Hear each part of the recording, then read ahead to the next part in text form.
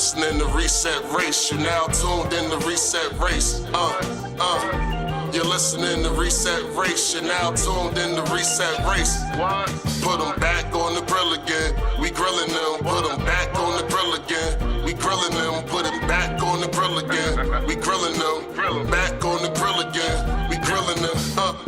You're listening to Reset Race. ADOS need reparations to make America great. You're tuned in to Reset Race. We no longer starving while others eat off our plate. No. You're listening to Reset Race. We focused on our justice claim. We know what is at stake. You're tuned in to Reset Race. You'll find out who really about justice and really who fake. Lineage go back to U.S. Southern plantations. Lineage, Jim Crow and mass incarceration. Redline and lynchings. We are old from this nation. You're not about justice if you ain't for reparations. MG the wise one. Cousin mother intellectual. Samantha bringing fire. Anti-black we pressing you. No permanent friends and no permanent enemies. The backbone of the country. To win you need our energy. You gon' see. Listening to Reset Race. You're now tuned in to Reset Race.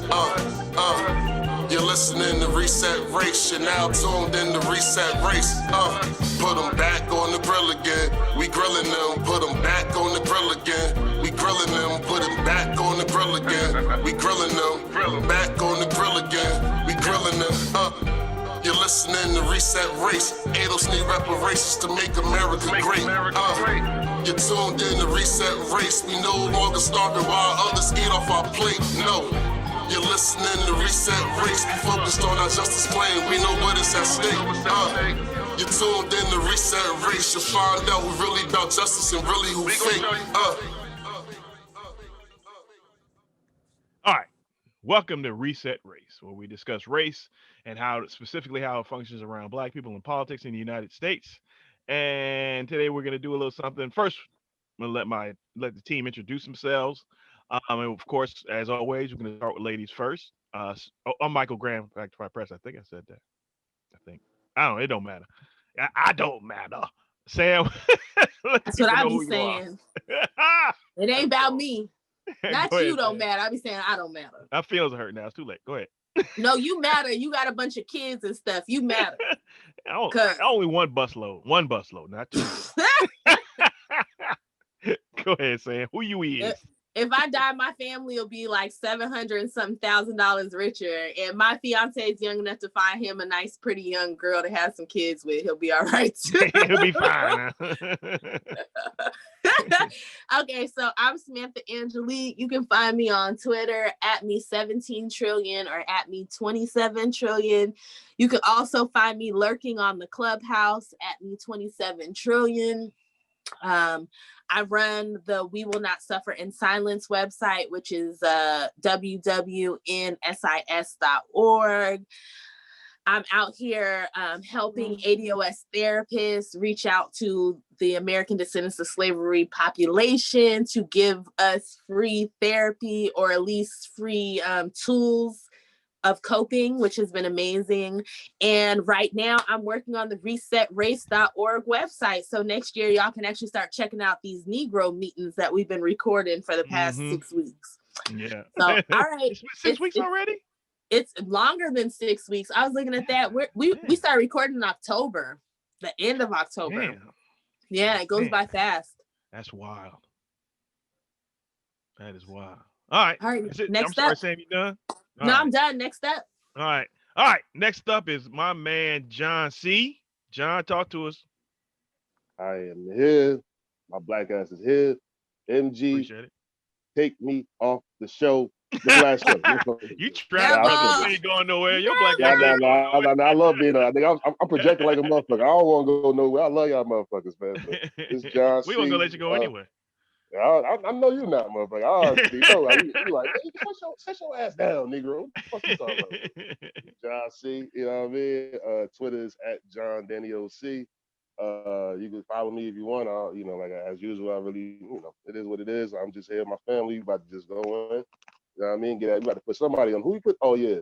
Like, well, yeah, we about to go talk about these Latinos, man. We got to talk about how they about to be white soon. We're gonna get more into that. United Nation of Latinos at that. Yep, the United Nations of Latinos. You about to talk about we got to talk about this group that's made of all these other groups that don't feel like they're a group. So we got to do that. and I'm happy to be here. Let's go get these motherfuckers. What's up? Bet. All right, thank you, John. All right, and last but not least, my man Mud. Talk to him, Mud. They call me Mud. You can find me on Twitter at of Lineage. I also have my YouTube channel, Bitter Dose TV. I just finished the series on blackface, and shit is getting real on my end, but fuck it, Spike's gonna keep me going. So fuck all of y'all. My man Mud. Okay, that's what I'm talking about. Mud came in with a mic drop like, fuck you. Boom. I think we're starting early, Negroes. I'm here It's all done. All right. So this is the second part of the series. You guys have probably seen the first one. If not, you can go search through our back catalog and check it out. This is a video about a group of Latinos. As you know, if you listen to us, you know that the Latinx designation is completely fabricated out of whole cloth. There are so many Latin folks that really are not even connected to one another through language, through race, through ethnicity, nothing. It's just this is a grouping that is going to make black folks look smaller, which is not the case. All right, so. And since Joe Biden said y'all gotta learn how to get along with the Hispanics, because they're gonna be a bigger group than you guys are, which somebody actually put up the thread. So ADOS is the third largest nationality in the country. Mm-hmm. That's putting us in with white people. Somebody actually broke down the demographics when you put us in with white people, when you started doing Germans. And man, I think I thought we were number two. I thought it was Germans and then us. I thought we were number two. Yeah. Like I said, we're in the top three, because like I said, it's Germans and then us. Yeah. And but when I saw that, I was like, ain't this really a bitch? Now I really want y'all to disaggregate all data. Yeah, it's a total political fabrication, and these Latin folks have told you in the last show, and they're gonna tell you again in this show. Oh, it is what it is. In this one, MG, you didn't get to watch this one yet. Okay. You're gonna enjoy this. I bet, because I love when people tell the truth. People call us liars. You can call me a liar all day. Listen to the people who tell you the truth. That's why I like for they people to tell them, right? So this is why I chose this video, and this is a little because John had made a point. This is a little off of what we normally do, but. Part of this show is us to tackle race, ethnicity, and people keep talking to us about class, race, ethnicity, nationality. People keep talking to us about class. So I picked this video because y'all keep talking to us about coalitions that we're supposed to have, but you have unrealistic expectations on Black people that can't even play out within the Latino diaspora. So let's go ahead and rock this first video clip. Even diaspora is a stretch. Yeah, go ahead. Well, I call them a diaspora, right? Because like the Black diaspora, so I call them Latino diaspora, right? Because they do come from all over the world, the same way the Black diaspora comes from all over the world, right? Like you can be Black and come from Brazil, you can be Black and come from Cuba, you can be Black and come from Ghana. But the Latinx designation is a language designation as opposed to a phenotype or a. Is it though? Because aren't Brazilians considered Latinos even though they don't speak Spanish? Yeah, they speak Portuguese. That's what I'm saying. But I mean, that's what I'm saying. It's totally fabricated, right? Yeah, that's what I'm saying. They just bunch all these people in a group. If you speak a language similar to Spanish in some way, or even a language that's close to Spain, right? They're gonna start adding Arabic speaking people to this designation in a minute to make them seem bigger. I mean, if you speak a derivative of Spanish or have some common words, common words of the Spanish language, you are right. Germans are number 1 at 14.7%. Blacks are number 2 at 12.3%. Mexicans are number 3 at 10%. So we are the second largest minority, the second largest ethnicity in this country, and they better fucking recognize to quit playing. Absolutely, and this is a little bit off center, but this actually goes back to the Biden show we did. Excuse me. That's why it's so important for the Democratic Party to downplay us, to downplay our voting power. That's why they don't fight for us for our voting rights, because they don't want to deal with us. They want our votes, but they don't want to deal with us. That's why they're trying to shift over to they don't want to deal with our real problems or or deal with And they're reparations. really just shifting to Latinos because Latinos can be white, black, or other, right? So Yeah. what they're going to do is they're going to elevate the white Latinos to boost their population, and the brown ones, they're going to tell them to kick rocks. But let's get this show started, MG, and we can come back to this because we got a whole solid, it's only supposed to be like 20-something minutes. You know, we got a solid 2 hours to talk about this. Yeah, okay. Y'all gonna have it for a while, though. I'll be here for the long time, but not the whole. You better. You better. Clip. Oh, shit. First clip number 1, reparations through policy. The color of your skin is. So like I teach this stuff, right? So I'm finishing my PhD. I teach about this. I'm teaching a master's course on it right now. Race or ethnicity or gender, these conceptualizations that we have were brought into existence for particular political purposes. There is no biological essentialism to this. These are political and social constructs. So we've created laws that have historically murdered people for phenotypes, for genders, for their sexuality. So we've done this historically through policy. I don't see why we cannot also, through policy, create different types of reparations for people. There are different Civil rights laws. There are We have civil rights laws for decades different now. ways. So there are different ways that these things manifest, and we can talk about the nuances of this as well. But yes, I do believe that people who have been historically disenfranchised through the United States, through their policies, yes. When I say something, All right. I like where he's going with this. He's probably not going in the direction we want to see, but Yeah, no, that's pretty much it.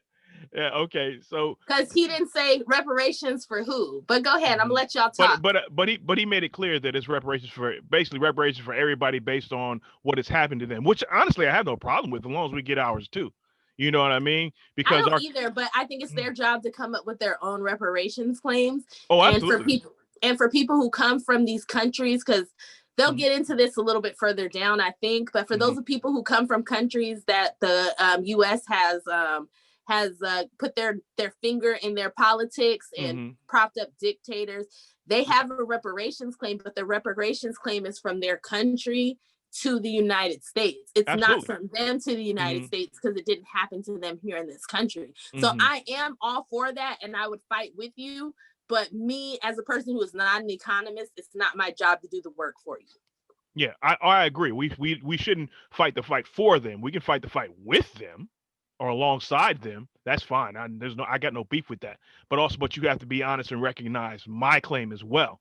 And that's what a lot of people try not to do, or they try to use an argument like this to drown out our claim and say, okay, our claim was from the 60s, but your claim is from the 1860s. So you don't have to worry. We don't have to worry about your claim. You know, they do wild shit like that. All right, well, that's all I'm gonna say about that right now. Mud, what you got, man? Yeah, unless their shit is like equivalent, like they gone through some shit like we were going through, our shit has to be the priority. I don't even like. I'm not even trying to hear any of this shit you talking about unless your shit is like on par with what we've been through. And even with the natives, like they could say this shit's on par, but motherfuckers have tried to like do some shit to mediate your situation. So I don't even want to hear that conversation either. We need to focus on ADOS right now.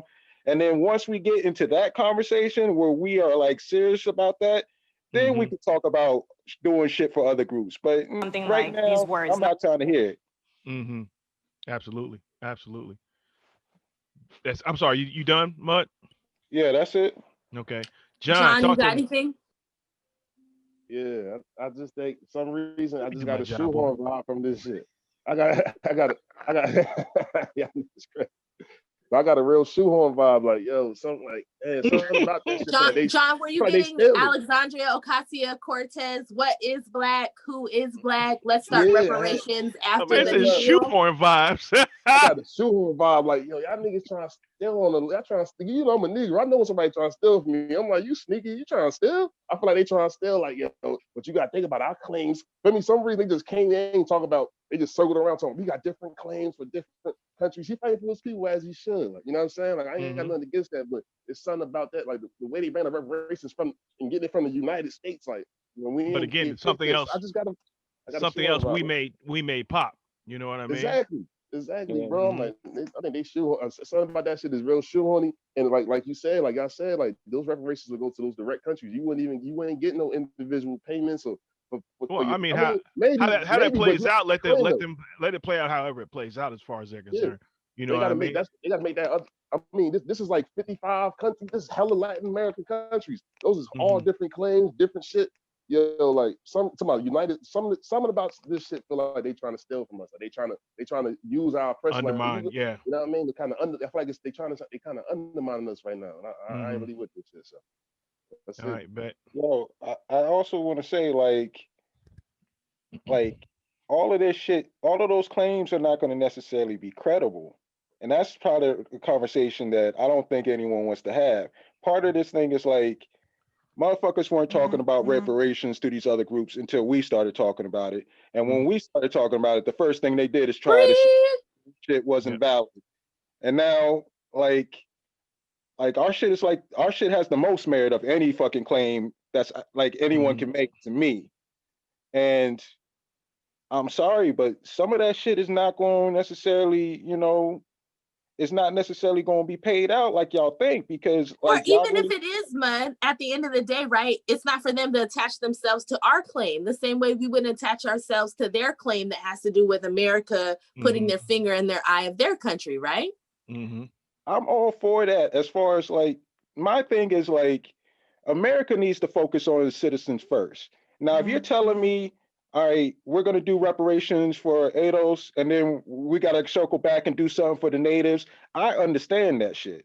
I understand where the fuck you're coming from with that argument. But if you're telling me we're going to do something for ADOS and then we're going to do something for fucking, I don't know, Chile because we did some goofy shit, with their agriculture, like, I don't know about necessarily all that.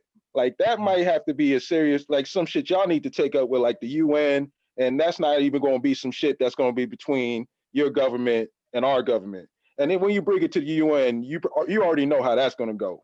So, Yeah, we don't listen to the UN. The American government don't get UN kiss the American government's ass. We don't listen to the UN. Yo, I literally was having that conversation in Clubhouse.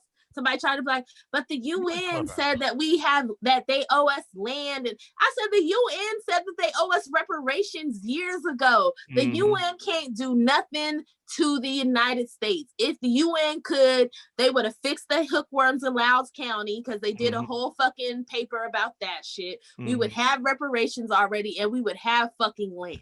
The UN has no teeth. At the end of the day, the only time the UN can enforce shit is when America and the UK says it can. Yep. And like and China even and Russia. when we think about it, like we did the Richard Wolff thing. I don't know if that episode is going to come out before this, but what they were talking about, yeah, it will. What he was talking about was like war reparations. Like that's like if you're not talking about reparations directly to citizens that you fucked over in your country, like the next conversation needs to be war reparations. And like a lot of these motherfuckers we didn't go to war with. We just did some dirty, trade deals and shit like that. And like, I'm sorry, some of that economic shit, hitman stuff. Yeah, absolutely. Some of CIA meddling shit charged to the game, and like y'all might have to come after the rich motherfucking leaders that you have in your own country for your reparations. That's true. And a lot of money ended up in containers headed to Europe. Absolutely. And I'm gonna say some shit that's gonna piss people off, right? Because people always talk about, and I'm gonna say it, y'all can be mad at me because I fuck with the Chicanos and shit. People like, well, the border moved on some people. Yes, it did, but Mexicans lost a war. You lost a war against the United States. And then your leaders sold the Mexican land to the Americans. That is not the same situation of what happened with Black Americans. So it's or Native Americans for that matter. Yeah, so I'm gonna skip that. No, I'm gonna skip that one because there's nuance there too, but I don't want to go there right now, especially because I got to think about that, and I don't want people like, well, you said. But at the end of the day, You Yeah, blame fighting it a on me. war and losing is not the same thing as me being brought to this country, or me being here in this country and being stolen and moved to a different part of this country and enslaved and forced to live hundreds of years through chattel slavery, where not only was I enslaved, but my children and their children's children were. Okay. And if we Mhm. keep it funky, usually it's the losers of a war that pay the reparations. Okay, are we ready for the next group? So Trump's rapists and murderers comment. Latino race divisions. That's what I marked this clip as. So y'all ready for this one? Yep. Something like these words, that Donald Trump said. Mexican immigrants, they're criminals, they're rapists, they're bringing drugs. In countries like El Salvador, Haiti, and African countries, they're shithole countries. Who here, raise your hand if you think that is a racist remark. For those of you that did not raise your hand, why do you believe that's not a racist remark? Because it was misconstructed by the media. So when I first heard it, I thought the same. And I was like, this is terrible that he's saying this about all Mexicans. But when you actually hear the entire tape of it, it's like, okay, here comes CNN and the mainstream media cutting off bits and pieces. And he's talking about the terrible criminals, the MS-13 gangs, the people that are rapists, the people that are criminals, the people that are killers, the cartel members that are coming through the border. I actually did listen to the whole thing, and he doesn't just stop at Mexico. He says Mexicans, and then Central South Americans, and then Middle Eastern countries. He doesn't even just go far as just Mexicans. And what is he talking about that? He's not talking about the white Cuban. He's talking about the white Latino. He's talking about the brown Central South American. And this is my biggest problem with these conversations, because Latino in itself is not a race in this country. The people who are getting deported are brown. Some of them don't even speak Spanish. They speak Nahua, they speak Cachiquel, they speak Quiche. And the border is saying we need people that speak these indigenous languages. Ooh, he said some of them don't even speak Spanish. What? Oh, What? Is he saying stuff we already know? Rewind that. Like Hold on, Yeah, bring it back, I'm bring gonna it rewind like 5 seconds for MG. Hold, I got it. And then we gonna play it through. Boom. People who are getting deported are brown. Some of them don't even speak Spanish. They speak Nahua, they speak Cachiquel, they speak Quiche. And the border is saying we need people that speak these indigenous languages because we don't have translators from these communities. But then it gets paintbrushed by like the Latino label, and Latino means like, Hispanic and Spanish and whatever. And this is my biggest frustration. So when we're talking about Donald Trump saying, hey, these people are bringing drugs, he said some are good. Some are good. Yeah, it's true. Some are Some not. are Some are not. Like, I hate when I saw that, it's a little frustrating because all of these indigenous people that you're talking about are gonna end up being on our welfare system. So No, wait, that's wait, racist. that's not true at all. Literally So like, racist. A lot of them my are problem on it right now. my Here problem with- illegally. Who is indigenous here? Would you like to respond to that? Yes, okay, so that is on us. Number one, we don't get welfare. We are undocumented. We have to have a social security to get welfare. Well, that's not But they entirely accurate. find Welfare is loopholes not. like having children. Let that run. So Let I'm that not run.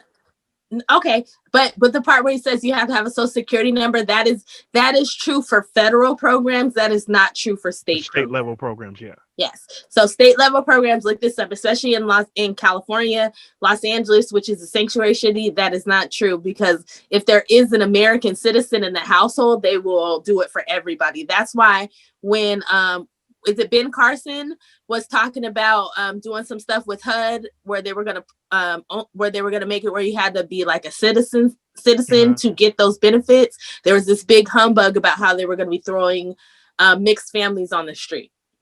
So I'm gonna keep going. You're not solely based the check from the government. Can y'all let him finish, please? So please, so again, people ignore, for example, the biggest attention center here is in Homestead in the country, or the second biggest, and people are not talking about it. We're supposed to all be Latinos, and oh no, like we're all the same race, we're all the same raza, whatever. No, the reality is that Latinos are not one monolithic culture. They're not one monolithic group. There's black Latinos, there's white Latinos, there's native Latinos. And growing up here in Miami, this did not start after Donald Trump. This was before Donald Trump. My family has been called Indios. They have been called Tierra Flecha. My boyfriend's family called my family Dirty Indians, and this has been going on before Donald Trump. Donald Trump is just a fucking random figurehead in this whole thing. So what they're saying is the whole thing is a fabrication. I mean, you may have heard that from somewhere else. Basically. Yeah, I don't get it. All right, so let's start off with Big John this time. Big John, what you got, man? You want me to kick it off, Nick? Go ahead, John. Hey, yo, that's crazy. We all kind of just looked when he was like, yo, it's people in these Latino countries that don't even speak Spanish.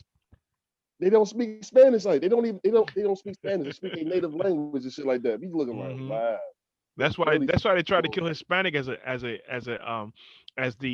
main term for this group because it wasn't it's not even it's not the Latino or Latinx is more descriptive, but that's why they tried to kill Hispanic because Hispanic was because it was phony. It was too obvious that it was phony. But go ahead. I'm sorry, John. No, you're absolutely right, man. Not that just I'm sorry, John. Not that the people are phony. These are real human beings. The designation and grouping of these people is phony. All right, go ahead, John. I'm sorry. I want to make it. Yeah, they exist. And they feel me like the way that we want to be disaggregated, they should be disaggregated. They letting you know. They letting you know how you feel. They letting us know how they feel. They want to be. They want to like they Pacific people from Pacific countries, and within their country, they got their own construct. Like they acting like these people just come from. They kind of treating Latin America like it's Africa. Like some of the Pan Africans treat Africa like it's not different countries with different tribes and different. Pan African like conversation is for another day, brother. Oh, yeah, I mean, a long one too. I got y'all Nigerians sold me. That's another story. Y'all sold me though. But at the end of the day, at the end of the day, you got to keep the head though. Head, Go ahead. I got this round head ready to headbutt like I'm about to headbutt everybody. So I know y'all niggas. I seen a nigga at the gas station. The Nigerians anyway. But but anyway, but the Latino shit like this shit is very interesting to just see this shit. And I also wanted to just say I don't want to get off topic, but like when y'all was talking about the UN and shit, of course the UN don't got no fucking teeth, man. The UN been crying to the United States over shit since like 1955. They put that shit together like, yo, y'all got to. That shit just like they came to a vote. It be all the poor ass countries like United States, y'all got to chill. They be like, man, shut that. Like, yo, United States chill, just chill out. They be like, man, shut up. You know what I mean? Like, what the fuck? Like, what you gonna do to America? They're like, what? Like, it'd be 50, it'd be like 70 countries telling them to chill, telling America, this is wrong. This was wrong, America. That's when we came. I don't want no problems, but that's wrong. They kind of say with the inside voice, like the UN just be saying like, it's wrong. Don't do nothing to me. But you know what I mean? That's all that shit. So you ain't gonna get nothing from the UN anyway. But it's just funny to see this shit though, man. It's Latino. This shit is wild. This shit is wild. They really is it's really a made up group for political purposes in America. Word up. Specifically to counter us. Yeah, absolutely. Joe Biden is going to try to make these people white. I thought it was going to be 2030 something, but I think by 2024, 2023, they might. I think they're gonna become like they're gonna be like white. They about to try to turn these motherfuckers white. You know what I mean? Yep, and leave us on the bottom again. But not all of them will become white, right? Because the indigenous guy is telling you that his people are going through it, right? So the pretty Latina, she hasn't said it yet, but you'll catch it when she says people die every day. But the dark-haired pretty Latina, with a nice body, I didn't notice her at all. None of the men did. None of the men noticed her. No, not at all. I don't know what you're talking about, man. The one from Colombia, right? The one from Colombia. And she basically is telling you, like, look, I came here to be an American. She hasn't got to that part. We'll get to it. But like, she'll get to be white because she's going to marry a white man. She already identifies as white. And her kids will get to be white. But the Black Latina that's on this one, the indigenous man who's already talking about what's happening to him and his people. Indigenous gay man. Yeah, I caught that too. Yeah. Yeah. And the other Black Latina who I think she raised her hand when they asked about indigenous, or was it only the two gentlemen in the back? Well, whatever. But they'll have to deal with the consequences. But the ones who can pass for white, like the other two Republicans, their bloodline will become white. So it's not all of them, it's some of them. And they're going to end up having the same kind of stratification that we have in our numbers, right? So we got our boule, those people who have money, and then there's the rest, and those people are going to be the people. So this is the gag for Latinos, right? Y'all are new. So what's going to happen is in 50 years, you're going to have your boule Latinos, and then you're going to have the rest of the Latinos that they talk about who are lazy and who are just drug dealers and who just rape women and they can't get their shit together. Watch, y'all going to be new niggas. Yep, for sure. Trying to divide this group and they're putting together. Absolutely. Exactly. So are we ready to move on to the next one? So I don't think Mud did. I don't think Mud got to say anything. Yo, well, this is like you guys already broke it down pretty much. The only thing I got to say is that, they can't come to us talking about this Black and Brown alliance when these motherfuckers don't even have a black and brown alliance amongst themselves. Mm-hmm. Black, brown, and white alliance, right? There's Like, some coke, some what is it? They call them coconuts in the Puerto Rican community. Black, brown, white, and Got some coconuts in that indigenous group. alliance. And indigenous. You're forgetting indigenous. There's a Yeah, whole absolutely. nother group. Yeah, Okay, absolutely. yeah, that's true. are we ready for this how do they identify section? Yeah, it should be fun. Oh yeah, it is. So let me know if y'all want me to stop before we get through it. All right, come on, let's go. We talk about policies, we talk about immigration, but like sometimes I feel like we don't even know how to refer to each other or address each other. We don't even know what the color of our skin means. So how do each of you identify racially? Well, that's a good I question. identify as Latin American. Would you say you're white, brown, But like when you're I would say I'm white, yes. Black, white. black woman? Oh, white, I guess, right? Are you talking about, sorry, When you're When you're saying like check a box. On physical, forms. like physical? like Yeah. cellular, but like not ethnically. Yeah, I would say I'm white. I mean, based on my Not by skin that color, nose, but but go usually ahead. I will put like, if there's a box for Hispanic, I'll put that. Yeah. I'm just white. This idea of checking a box can mean a lot of things. Well, that's what she's asking us. But No, it's she I'm saying how she do you asked how we identify? identify, right? So my family is from Nicaragua, right? If that's what you want to know, ethnically Nicaraguan American. I was born here, right? But my politics are very brown. I was born black. here, that's I come important. from Indian people. Period. In the box, I typically put other. I'm native. I'm Pijao to be specific, and that's how I identify. So I'm Nicaraguan, and for Nicaraguan, especially from la Costa Atlantica, the Atlantic coast, the Caribbean coast, which is indigenous, black, and Creole culture, I'm very light-skinned. In my family, I'm very light-skinned. So has anyone here experienced racism within the Latinx community? Like systemically or like on an Oh, well, yeah, what do you individual mean by level? that? Like what do you mean? colorism level, class level. You that's do, legit. whatever is in your face all day long, how have you experienced it? So for me, within the Latinx community, I believe that colorism is a huge issue. Just as a Dominican woman, or even just dealing with people, Latinx people in general, there's like an erasure in any country of people of color. So like in our media, in our music, in every aspect of our life, a lot of the things, it's like we're erased. Like if you look at our media in Latin America, you would think that we're just the help, we're the criminals. I'm treated differently within Latinx community. I'm either too black, or if I don't know my Spanish well enough, then now I'm not Latin enough. Or I get people speak Spanish around me, assuming that I don't speak the Spanish, or it's, oh, you're black, or you're Latina, I didn't know. So it's like little things like that. It's just a huge issue of colorism that I feel is a major issue within the Latinx community. Who else? People, I'm light-skinned, so I benefit from some of that light-skin privilege, and I'll talk about that, but I have been called dirty Mexican, I've been called dirty Brazilian. At my job, I used to work at a pet store, and this lady came to me, and I couldn't return one of her collars, and she called me a dirty Mexican, she called me a dirty Brazilian. And again, my family's been here for before 1492. We've been here for millions of years. And ironically, this lady who is European is gonna be calling me a foreigner, a dirty Mexican, dirty Brazilian, etc. So race changes a lot for me. People assume I'm Middle Eastern, people assume a lot of things. Within my family, people, we come from a multi-hue family.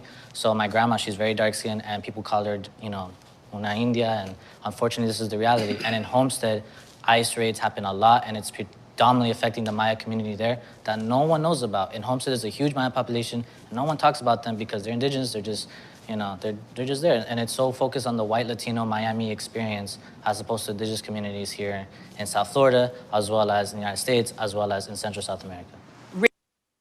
Man, they said a lot in that 3.5 minutes. They said a lot. Wow. Gang. Wow. One thing I want to point out, the dude in the middle in the back, he when he said I was born here, that's a very, very, very important point in this in the Latinx community. Now, I can't speak for the Latinx community, obviously, but because I'm a Negro, I know my place in this. But this is our show, so we can say what the fuck we want to say. But this is when he says I was born here, that's a very important point to this grouping. I just want to point that out. All right. All right, let's go, Sam. What you got? Well, I think the things that stood out to me is that, like,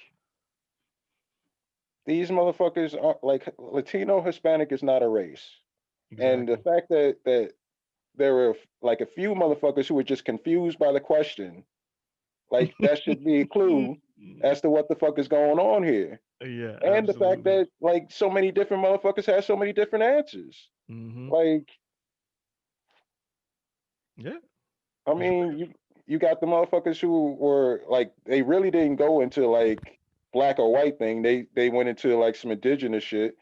And then you got the like 3 people who are saying that they're white, even though like one of them, like her skin is darker than the other motherfuckers talking about they're indigenous or black. So it's like I don't know. It's and real the one with the fucking blackest nutty. nose in the group is talking about she white. Yeah. It's real fucking nutty. So I mean, I think like really my man who was talking about he's from Nicaragua and all that type of stuff, like that's really what it needs to be. We need to break it down ethnically. Like we need to stop like talking to these motherfuckers like they're a race. Absolutely. And that's what I got. Yeah, it's a complex issue, but it's also a complete fabrication. Sam, you back? Yeah, I'm back. No, for sure. All right, go ahead. You're up. Yeah, no, but for sure. But the they said what we've been saying, right? Latino is not a race. Yep. They're black, they're white, they're different ethnicities, they come from all over the country. The only reason why they're trying to lump them into a group right now is to combat ADOS Black Americans. And you literally have Latinos at this moment saying we are not a group, we have different interests, we have different needs per our communities. And by when they vote, there's a different needs. And by white people forcing them to become a group, even though they don't have the same needs, that's racist, because you're not even addressing the needs that come out of each one of these specific groups, right? So like the chick who comes from Colombia, her situation seems very different than the dude who's indigenous, who, whose family, you know what I mean? So that's what it is. It's like you want to lump all of us together. You want to lump even them all in together. So you can be like, oh, well, brown people need this. But we look at how they vote, and they vote like 60-40, right? Or 60-35. So they're not a cohesive group. So I guess, sorry, for those of y'all who have seen fucking, what's that? Mean Girls, fetch is not going to happen. Stop trying to make fetch happen. And that's all I gotta say on that shit. Yeah, y'all got any more for this, or should I move on to the next video? Well, John didn't go. Go ahead, John. Yeah, I mean, y'all right, man. This is some like real shit. This is some bullshit. Like, first of all, the question was like, how do you identify on race when you check off boxes and shit? Black or white? Basically, the black Latinos was like, I check off black. You know what I mean? Then Hispanic. Then like the white Latinos that were more right wing was like, I check off white. And then you had these guys, then you had the 3 Latinos that's supposed to be our quote unquote allies, like, listen, I've been here, I live. I'm like, what box you check off, motherfucker? We didn't ask you. I was born here. Yeah. I was born here. Basically, my family came in 1882. I'm like, they ain't ask you when your family got here, bro. What box you checking off, bro? They checking off white. They like, feel me? He lied. Feel me? Like the gay indigenous Latino, he check off white. The dude that was, feel me, that talking about I'm the dad, feel me? He talking about he a professor, that break art is supposed to be a progressive. He check off white. The other dude at the end talking about I'm mixed race, but I'm lighter skin. They check off white when they come in. I don't give a fuck what they talking about. They check off white when they come in. They know, because they see that, because the construct of the race is really different here, man. They might check off Hispanic, or they might say I'm Latin American, but when there's a race and they say like Hispanic now on this shit, you're not checking off, check off other. That would have been easy. Like, I check off other. Because I'm brown, so they check off white. They lying like a motherfucker. Like, that's fucking crazy. And then motherfucker, what the fuck they would say? Yeah, that's crazy. They check off white. I just seen it. I'm like, the dude was like, listen, man, I'm Nicaraguan. I was born here. Family came in 1965. Right? Like, that ain't the question. What box you checking off on them forms, bro? And he's checking off white. So, I mean, that shit is just nuts, man. And then you talking about the black Latinos, real shit with the black Latino women was saying in Dominican, like, I've seen black Dominican, they do got a lot of colorism, which I always say, and it's really black and racial in them countries. They deal with colorism in a way that's different from us. Like, you know what I mean? It's different. Like, it's like they demonize, like all these countries demonize blackness, but it's in a different way. So like, motherfucking like I said in one of the episodes, I said I ain't seen a black Puerto Rican since Roberto Clemente. When the last time you seen the black? It's a lot of them motherfuckers, bro. I haven't seen a black Puerto Rican on TV. The black Dominicans too. Yeah, real shit. It's black Dominican, but I see him outside the street. Like I didn't see a black Puerto Rican walking around the hood. Like yo, the real shit. Like when the last time you seen just a black Puerto Rican? And it's mad at them. Been a minute. Question. When the last time you see one? Yeah. Go ahead, John. I mean, Mud. Is Sammy Sosa black or white now? he did go through some Michael Jackson shit, didn't he? Sosa taking off white before that nigga got the bleach.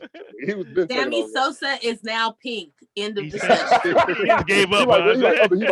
I'm my own designation. I am porcine. But yeah, I think that's all I got. It's two points, two quick points, and they kind of dovetail. The indigenous guy with the in the back of this grouping. If you guys watch the video, there'll be a link to the video in the description. But if you guys watch the video, when he says something very important.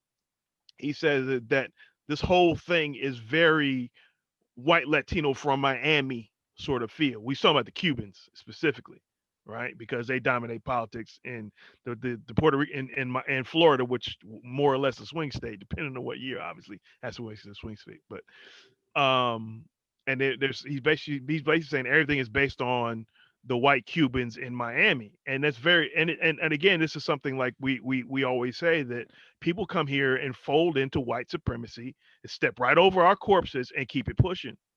Right. And this is important. And it's not just the Latin community. I would love to see a panel like this with the Asian community, with the Pakistanis, Indians, Chinese, Koreans, Vietnamese. I mean, they would need a bigger panel.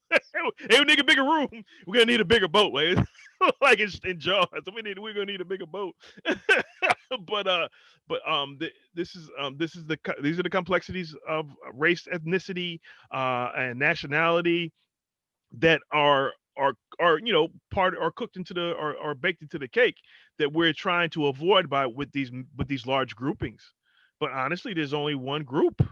Like Sam brought up earlier, is that we're the second by race and nationality, right? Meaning what country? No, by ethnicity. By ethnicity. Yeah, but this is some of it is based on nationality, meaning what country your people hail from. Right. So, or in our case, what continent your people hail from. So based on this ethnicity framing, right? Germans, there are more Germans here than anybody else. And guess who number 2 is? Black Americans. Shocking. No, okay, nobody who listens to the show should be shocked, right? And we are a massive potential voting bloc, which is one of the reasons why the left pisses me off so much, right? All they gotta do is get on our side and fight with us, and they could be twice, 3 times as powerful as they are now. Well, they're not really all that powerful right now. They get a couple of seats every once in a while, but they're not really that powerful. Nancy Pelosi pisses in their cornflakes on the regular, right? And with aplomb, she makes it look easy. Right, Nancy Pelosi just be walking around slapping people with baby powder. Yeah, absolutely. Powder. She got James Kleinberg putting powder on her hand. Yo, do y'all remember that video when Jamion told James Clyburn like y'all need to cut the check? He was like, "What? You gonna go tell Nancy Pelosi to cut the check?" And I was like, yeah, because she got her balls. She got James Clyburn's balls in her purse. That's why he was talking that way. Mm-hmm. Yeah, but I mean, all these black politicians, they depend on Nancy Pelosi's Rolodex. That's an old term. Been on Nancy Pelosi's call list to make money to pay for their campaigns. They depend on the Clintons to bring the money for their campaigns. That's the Queen fundraiser. Yep, that's how they stay in. That's how they have to stay kissing ass to stay in power. She like Riley on Boondocks. In that episode, he's like, they call me the fundraiser because I raise funds. That's Nancy Pelosi. And the wildest shit is the Democrats have almost no power in South Carolina. Speaking of James Clyburn, all James Clyburn got to do is get black folks riled up enough to vote him in. He'll be fine. You know what I mean? He'll be just fine. Right, but instead he ends up kissing Nancy Pelosi's ass because she has all the power. But if he actually served money, if he actually served the black people in South Carolina, he would be untouchable. he would be completely and utterly untouchable. And right? that goes back to what I said in the Joe Biden video, right? Uh-huh. None of these people in Congress should be able to walk around freely. I'm sure that Negro go to church. I'm sure that Negro go to the grocery store. The fact that y'all grannies ain't him and Jim Clyburn up hands free. Hands free, keep it. No violence. Keep your no violence. hands to yourself. Let's keep this violence. non-violent. But the fact that James Clyburn can run in the grocery store and get a loaf of bread without the cashier telling him he ain't shit, his mama ain't shit, and he ain't never been about shit, and when he gonna do something for his people, y'all need to step up. Y'all need to step up. Y'all should be going off on these people 24/7, and maybe not the cashier, because I understand you need your job. But if you are in the line behind James Clyburn, you need to cuss him the fuck out and be like, "Bitch, where my money? You got out here and tap dance for Joe Biden. Where my fucking stimulus check? Where my UBI for the pandemic? Where my fucking retroactive money for my unemployment? Y'all need to give these people the heat. Like, quit letting these old people sit there, not just old, but mainly old. Quit letting these people walk around and be in your presence like it's okay. Like I said, we in COVID, right? They should be in their houses where they can't go nowhere. Because every time you go out, somebody should be in your face, whether it's a Negro, whether it's a white person, whether it's an Asian, whether it's a Mexican. They should be in your face saying, you ain't doing shit for me and my community. Where's my fucking money? Yep. All right, anybody else got anything? Thank you, Sam. For sure. Y'all ready? This is the Latinos on Immigration. Y'all ready for the meat? Ooh, because this that was just the appetizer? Oh, this is okay. Let's ride. Oh, yeah, no. Did you see this clip? 13 minutes. I had to play the whole clip. Okay, let's ride. Let me know if we gotta stop it. I'll be listening, but this is a good one. Y'all gonna enjoy this. This a five. This a five. Raise your hand if you are for the wall.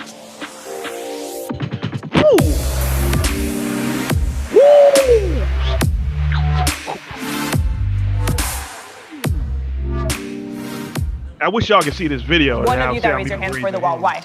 Why are you for the wall? Every single year through the southern border, there's like 16,000 kids that are brought through the illegal ports of entry for trafficking purposes, labor and sex slavery, which I think it's a terrible crime that we should all get behind, and also women. So that is one of the main reasons I'm for the wall. It's going to secure our borders, it's going to prevent people from doing these terrible crimes, and obviously it's national security as well. Anyone that's against the wall, does anyone want to respond? Human trafficking is done right here in Miami. It's done all over the place. A wall didn't start it or won't stop it either. Also, there are people being raped and killed and having the same type of exploitation who are in these ICE detention camps. Children are being killed, and we don't even know what's happening to them. So, right, I mean, if you're going to build a wall, maybe build it around some. All right. See, this is, oddly enough, I agree with the Colombian girl, right? You could be against, you can be against these things, but you have to be honest about what enables these things, right? We have to have a certain level of honesty here, right? Everybody screaming no borders is helping every coyote on the planet hustle people across the border. It is what it is, right? There is a reason why there are borders. There's a reason why this trafficking is illegal, and there are several reasons why this trafficking is illegal, and there's a reason why it's happening. Wall or no wall, honestly, wall is just a structure, right? Borders should be secured. Period. No ifs, ands, or buts. Unless the rest of the world is going to be talking about no borders, it's bullshit, right? It's just like being in your parents' house. I'm free, right? But you don't pay no bill, right? You don't pay no bills. You don't do nothing in the house, but you free. But you're not free. Somebody's paying all your fucking bills. Somebody's taking care of you. Talking about hoes up in and out this house because you don't pay no bills here. Yeah. I mean, mean, nigga? Nigga, I pay bills. Nigga, it's outside of reality. It really is outside of reality. Anybody else got anything on that? Yeah. This whole thing with the wall, like, I wish this wasn't the discussion, because the discussion really needs to be about immigration.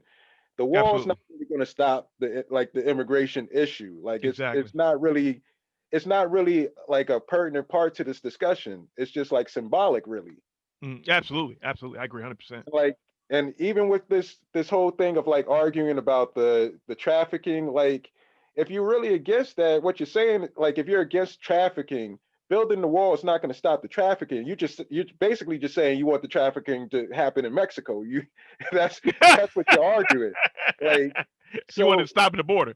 yeah, like so really, like we need to have an honest discussion about immigration, and what this, like the whole wall discussion does is like it diverts that conversation. Yeah, but it's definitely poisoning the well because it's a Trump thing, right? The wall is a Trump thing. It's definitely poisoning the well, the discussion of the well of this discussion, no question. Yeah. Sam, you got anything? No, I'm ready to keep going. Like I said, they get into the meat on this. Like y'all, we only a minute in. They get deeper. All right, John, you got anything before we go? Let's let it keep playing. All right, Some other areas, maybe build it around the White House so that people stop getting killed like that. What I will say is the wall is impractical. Number one, there's certain areas in the country where the wall just, like, it's just impractical. I honestly thought the wall was like a metaphor to just tougher immigration policies, which, whatever, but they really want a literal wall. It's impractical in some parts of the country. And number two, it's cutting through a lot of reservations. We're talking about Indian land that the government does not own, and they want to cut through that land. Those are sovereign nations that they're going to be invalidating just for some wall that, again, is impractical in many other areas of the country. And number three, a wall is not going to stop us. We're going to be migrating here regardless. I just want to address the whole thing he said about Mexicans being rapists, bringing drugs. First of all, this is true. This is a statement of fact. I mean, Mexicans do bring drugs into this country illegally. Mexicans do come in here and commit murders, commit crimes. And I don't think it's appropriate to paint with a wide brush all Mexicans coming to this country are doing that, because my mom crossed the border to this country twice illegally. I have plenty of family who has done that, and they've come here and done good things. My mom came here, and her first job was at Taco Bell cutting tomatoes, and that might be funny, but that's true. That's a fact. So, you know, it's not appropriate for Trump to paint every Mexican coming here as a murderer or a drug dealer. But the fact is that a lot of them are. And in my point of view, let's say we let in 50 Mexicans to this country. 49 of them are good working citizens who want to contribute. If one of them kills my daughter, I don't want any of them in the country. Speaking of your family that went through this very similar process that I'm about to say, a couple of days ago, Donald Trump was on the border. He was there and he said, "Our country's full. We cannot take you anymore." He wants to close the border. He was referred. But the gag is, I got a homegirl who's the same thing. First generation, her mother came here illegally. I'm not gonna call her what they call them, which you know the term. Mm-hmm. She's not for that shit. She don't give a fuck. She don't give a fuck. She's like, yes, I'm here. My mom came here illegally, but I'm still not for that shit. So it is what it is. So this is the thing, when you actually start talking to Latino people, instead of talking about them, you start to see that there's multiple viewpoints of this. I'm gonna play it some more. Referring to the hundreds and hundreds of. You gonna say something, Mud? Yeah.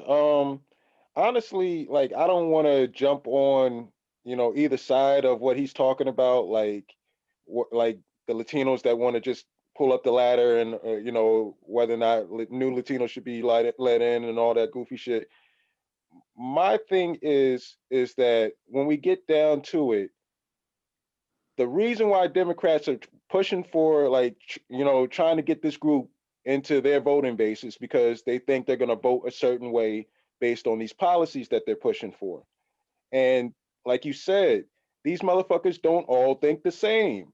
Like, I really don't give a fuck about whether or not, you know, the morality behind him being like a sellout to his people and all that goofy shit. I really don't want to get into all of that. I don't care.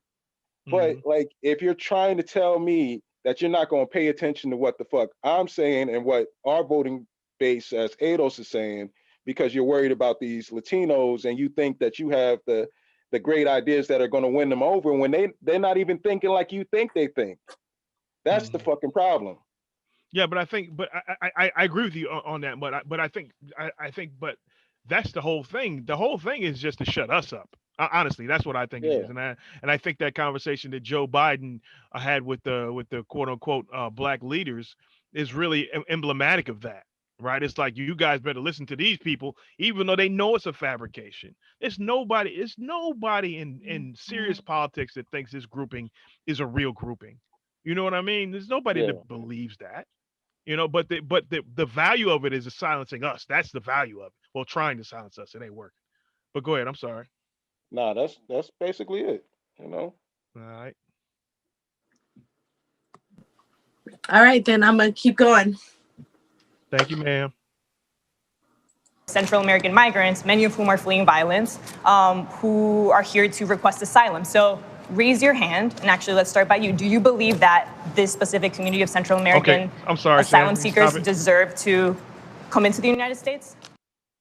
Before we get here, right? Black folks have been moving, fleeing violence since we got here, right? It's been a driver for us since the beginning of our time here. Whether we're trying to get away from slavery, whether we're trying to get away from Jim Crow, whether we're trying to get away from pandemic level lynchings, violence has always driven us around this continent, right?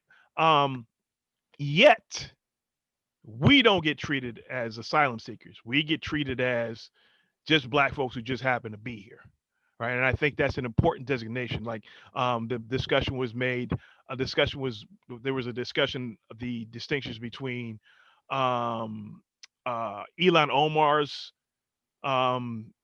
experience coming to Minnesota versus the experience of George Floyd when he got to Minnesota. Both of them were fleeing violence in their home states or home countries, but one got help and one just got left to the wolves. You see what I mean? So I just wanted to share that. Okay. So before we went on, anybody else got anything on that? Fuck Ilhan Omar. Okay, I'm cool with that. I got something on that, man. Go ahead, John. Fuck it though. Like she be doing some bullshit. Like yeah, she really be sitting on us on the low, man. Like, she does. I mean, as far as like you're absolutely right though, MG, man. When you look at it, like you know what I mean, like the Ilhan Omar story, fleeing from Somalia and shit like that, to come to Minnesota. That's why I'll be honest with you, like that Tone Toss video on the George Floyd shit is something that when I try to get my people, like my homies on board with shit, like that's the first video I've shown. Cause I'm like, yo, that George Floyd story is so, you know what I mean? Cause he break it down the way like, see that, see he talking about us, like, you know what I'm saying? Like he talking about, you see how we getting fucked over? You know what I mean? Like when we did it, and you're right, see MG, they treating us like they treat us like we poor white people. They treat us like, the thing about it is like, I came from Mexico to escape all this violence and blah, blah, blah. Man, we've been living in violence every day. Like, what the fuck are you talking about? Like, you know what I mean? Like, we had nowhere to run. You know what I'm saying? Like, we wanted, first of all, we don't run, but if we wanted to run, where we gonna go? Like Sam, I think Sam had brought it up. Like, motherfuckers tried to run to Canada during, I think this during the Obama years or something. They got turned around the border. That was a revolving door in the border. Like, the police gonna kill me. Like, yo, nigga, if you don't get your black ass back to motherfucking, you better get out of here. You know what I'm saying? So that shit, like, and I also think, like, I didn't talk about, but I think that the wall is like, to me, honestly, it's a waste of time and money. Cause I feel like it's time and money that should be going to our people. You know what I'm saying? Like, you spend all this money building that shit, they still gonna come. You know what I'm saying? Like, I feel like if you really want to secure the border, just put more money into the border patrol and shit like that. You know what I mean? If you want to secure it, like, just, you feel me? You got man up. If you want to, like, secure the border. That program. Yep. It's a job. It's a job. And Mexico, that could be down there building the border. You got illegal Mexicans down there building the wall right now. You know what I'm saying? Like, that's what you got. The irony. It's illegal. I'm not gonna lie. These motherfuckers is building the wall right now for $5. Like, you know what I'm saying? Like $5 an hour type shit. Like, what the fuck is this shit? Like, this shit is a waste of time for me. Like, you know what I mean? That's why I don't talk. You're right though. That shit is a distraction to try to get up, to kind of subvert our pain, talking about asylum seekers and all that. That's why, like, I got a lot of empathy for a lot of people. But this shit, like, come on, man. You feel me? Like, but come on, like, we here. Like, come on. So I just want to go one step further on the fuck Ilhan Omar conversation, because y'all didn't. No, because y'all didn't say why fuck Ilhan Omar. So the reason why American Descendants of Slavery say fuck Ilhan Omar is because Ilhan Omar is an ethnic bigot. She has multiple times liked disparaging comments that came against the American Descendants of Slavery Black community. And when she narrowly won her most recent Congress run, white people asked her in a Zoom, why she had a problem getting Black Americans to vote for her. And instead of addressing the fact that she has not taken time to build any types of relationships with the Black American community, she said that Black Americans, American descendants of slavery, are jealous of Somali immigrants, and that's why they don't fuck with her.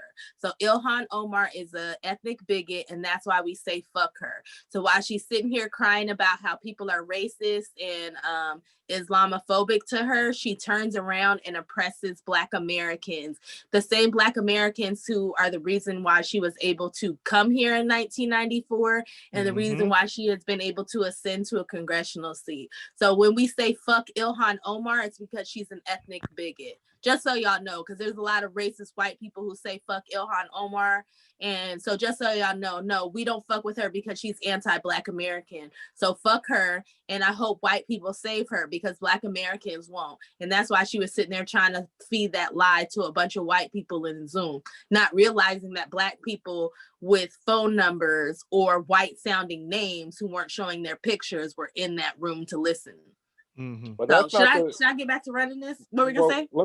Let me say this. I'm from Minnesota. That's not the only reason. That's right. Like, there's been plenty of like interviews that she's done with like Black Americans who have asked her what exactly she's doing for Black Americans, and she never has an answer. And not only that, like she never spoke up about the Muhammad Noor shit. That's their community. That's the Somali community. What was the Muhammad Noor? What happened with Muhammad Noor? Was that the cop? Yeah, the cop that, you know, he's like the only cop that really got some time behind killing, you know, a motherfucking citizen like that. Not even white lady. that That's Australian white lady. She was. Yes. So if she's not even going to step up and be like a defender of her own community because she knows that it's not going to be like something that's going to be to her advantage politically, you know she's going to throw us under the bus. Yeah, absolutely. Every chance she gets. Thank That's you for real. that, because I be forgetting that you live in her district. In the Great White North, yeah. Yeah, just so you can call her out on that shit. And I'm pretty sure Black organizers in the city would be there for that, because the Black organizer who she called out was pissed off because she's like, how you gonna call me out because you ain't did your work? Yeah, I mean, and the fucked up part about it is that, you know, Black Americans, ADOS in Minnesota, we make up such a small percentage that she can be the Black representation in this state and not even need our vote. Like she can get in there just off of white people and other ethnic groups. That's how, like, and that's why I think it's up to ADOS to let them know that we hate her, right? Because a lot of times white people be voting for the Black person because they think that Black person's gonna do something for the Black community. They don't realize that Black person ain't ADOS and they not us. Yeah, and they think that really she's like super progressive because she runs with the talking points of the Justice Democrats, but she's not in it for like trying to like have some justice for us. Like that's not her game. Her game is just to like up her own personal profile, and like she's a careerist.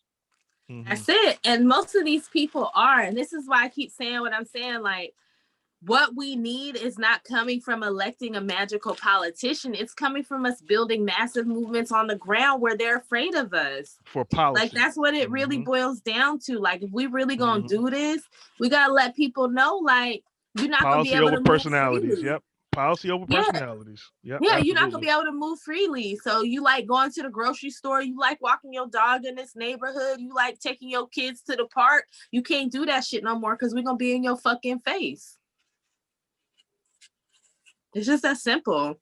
We gotta stop playing games with these people. Look at France. The reason why France gets what they want is because they don't give a fuck. They'll strike.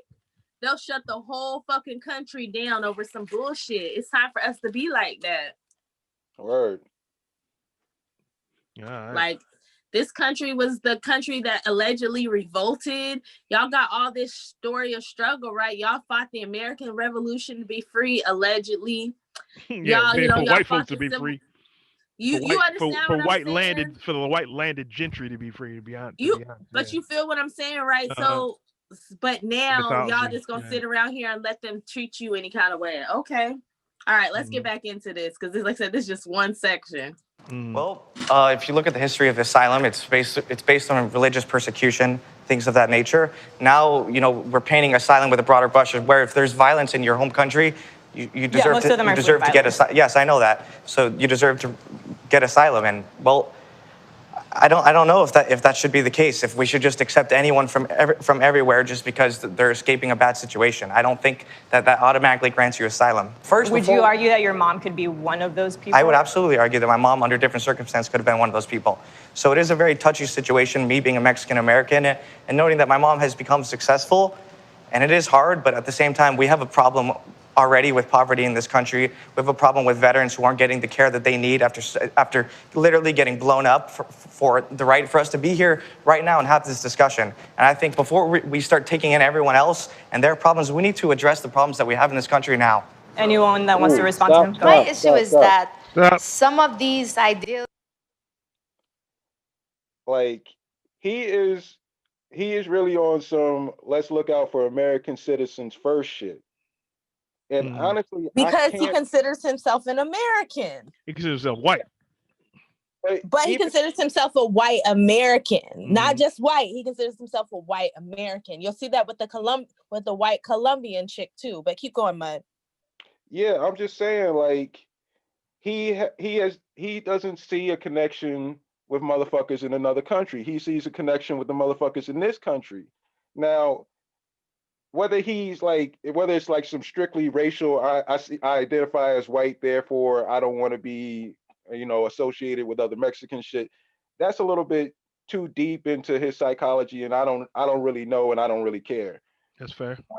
The point being is that, like, what Democrats are losing in this fight is the fact that they aren't willing to talk about putting American citizens first. Like, as fucked up as Donald Trump is, that rhetoric rings true, and it has an effect on a huge swath of people. If you co-opt that message, then you can start like taking some of that ground that Republicans have had for like decades. Mm-hmm. And we just give up that ground because, like, why am I saying we? But like, Democrats just give up that ground because they think it's some cool shit, like, to be against America when they're trying to be in the American government, which makes absolutely no sense. Yeah, absolutely. John, you got anything on that? Yeah, man. Yeah, Muddy, absolutely right, man. Like, word up. Like, we really don't give a fuck about. Be honest with you, like, this is funny as a motherfucker. This should show you the power of two things: citizenship and whiteness. Like, this is a white dude. I don't give a fuck what nobody tell me. My grandma would tell me real shit. I don't give a fuck. He's from Mexico, Chile. He's a white dude. This is a white American to me. You know what I'm saying? Like, whose mother came here illegally, who's against illegal immigration, right? So that's you feel me? Like, real shit. Like, so he on some shit. Like, he made it.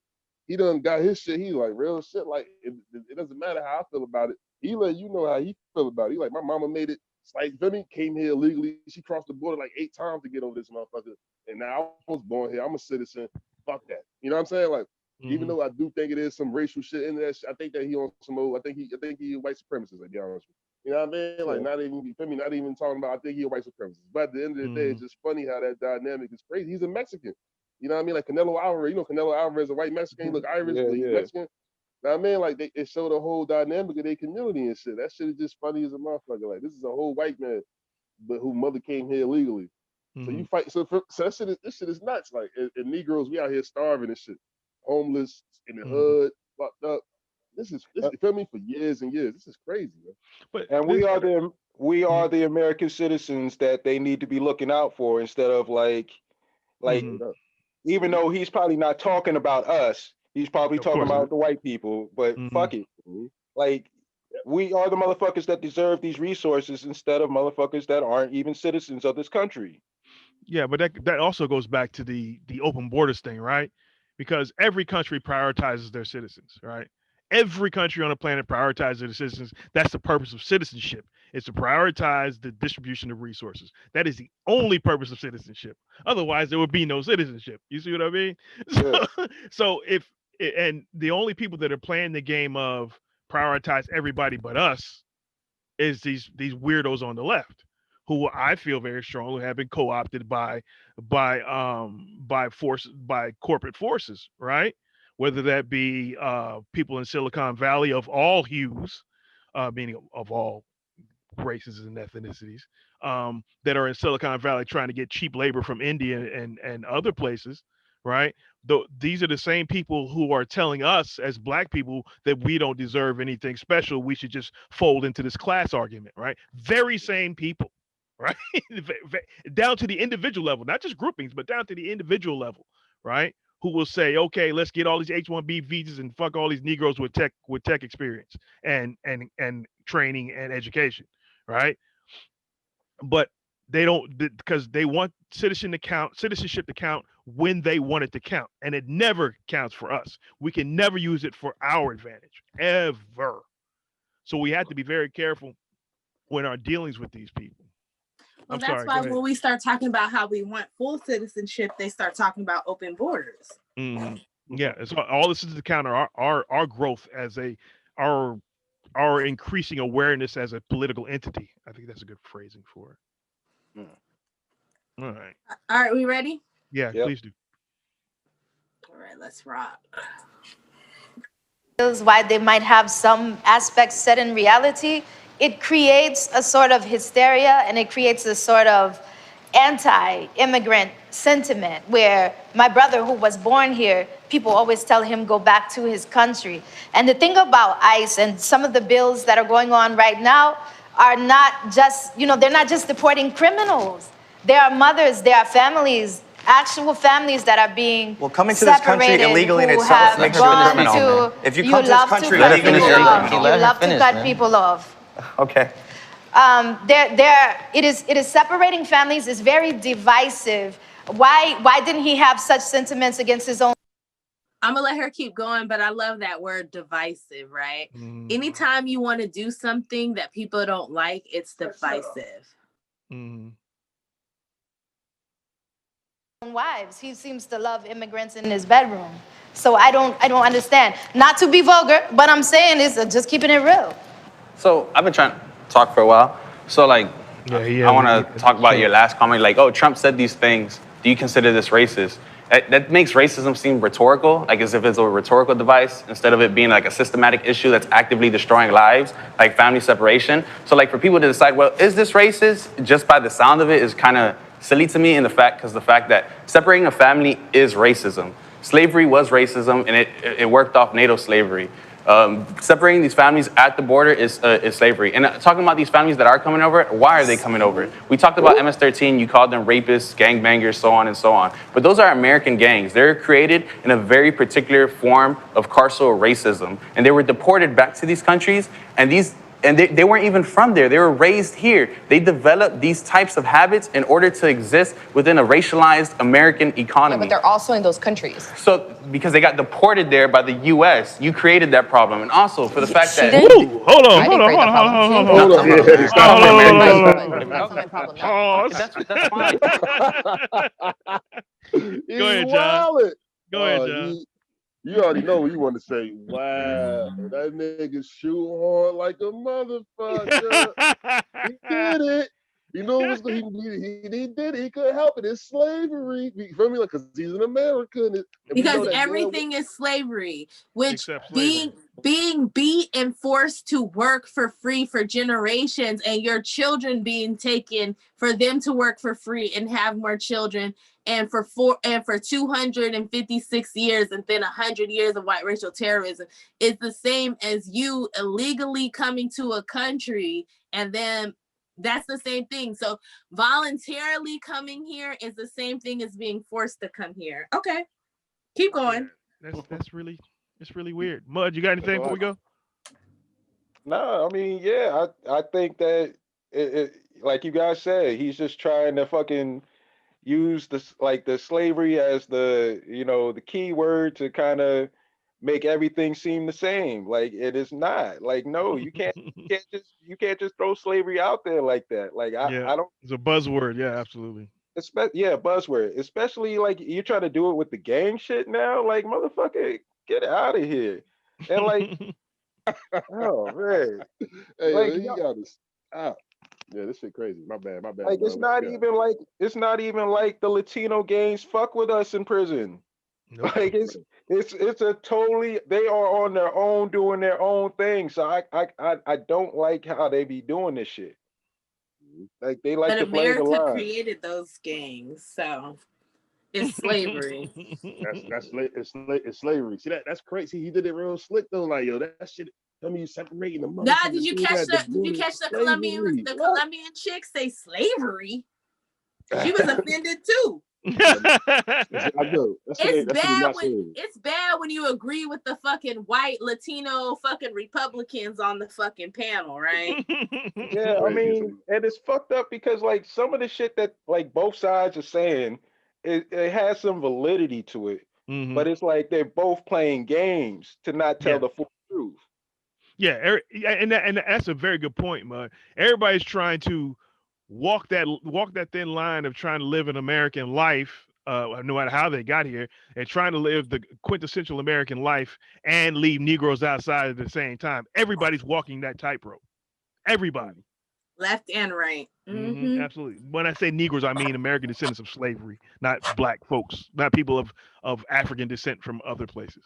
Well, because people from other groups were, well, yeah, they were Negro, but Negro and Negro, you know what the fuck we saying. Quit with the semantics. Yeah, but I want to be clear because you know people play these games. You know they get in the comments. They sure do. They get them comments and act silly.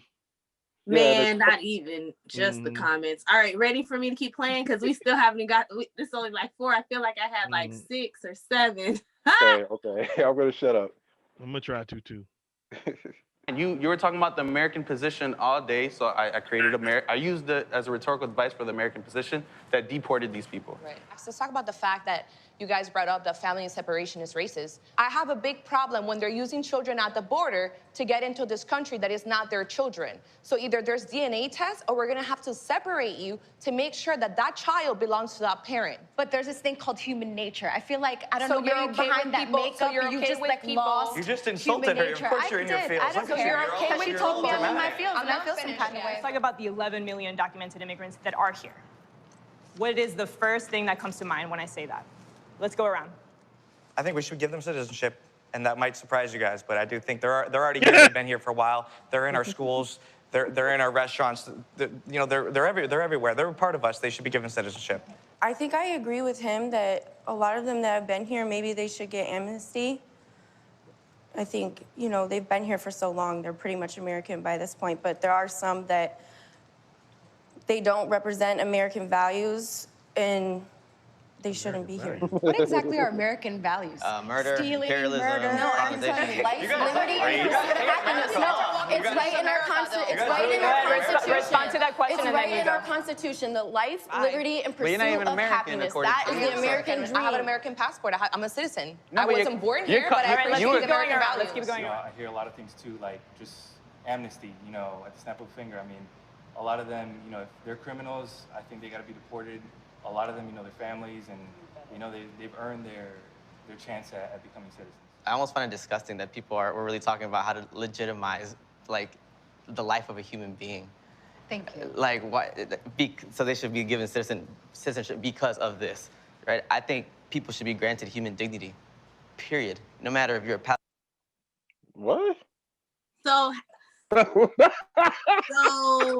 sorry I cut him off, but okay, so I feel that I feel like I've always believed deep down in my soul that I should have been a Swedish Black woman. So Sweden, I need you to give me my citizenship as a human right because America has not treated me well and y'all have really good social welfare programs in Sweden. And I would like to become a Swedish citizen so I can take advantage of everything that you have built in your country because as a human being, I deserve to be in your country. It's my right.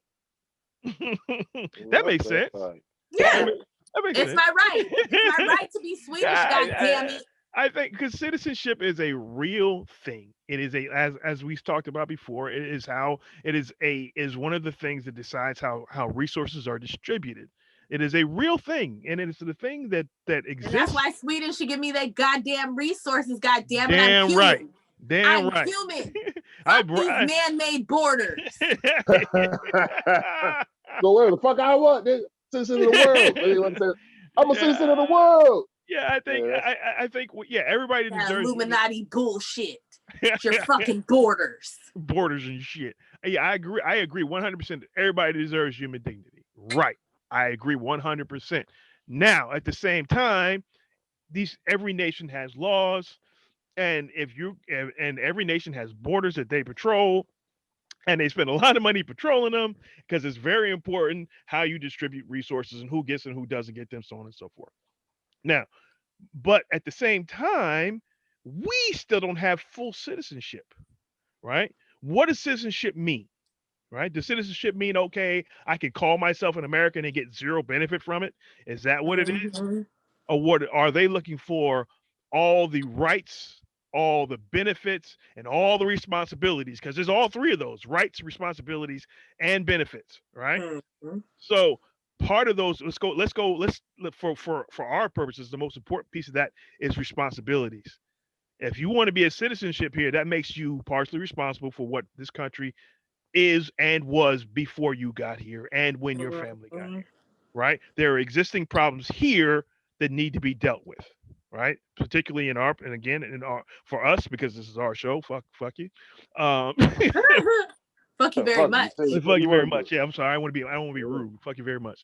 Thank you, Sarah. So let's be clear that just because you become a citizen and you weren't here when the worst of the worst was happening to us, that when you get here, you don't have to worry about it because your family wasn't here. Your family wouldn't be here if it wasn't for us, right? There would be no land of opportunity without us, right? So I want to make that part clear. Anybody else got anything on that? And then I'm gonna leave y'all. Ha ha. Yeah.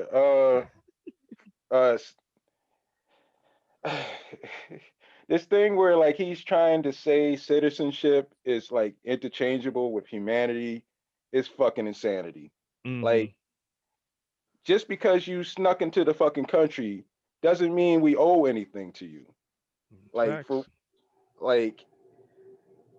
I get that we shouldn't like treat you like inhumanely, but just because we're not giving you the benefits of being a citizen because you haven't earned that right doesn't mean that we're treating you inhumanely. And that's true. And I also think like the fucked up part about this is that Black Americans have been citizens for the longest and we don't get treated humanely.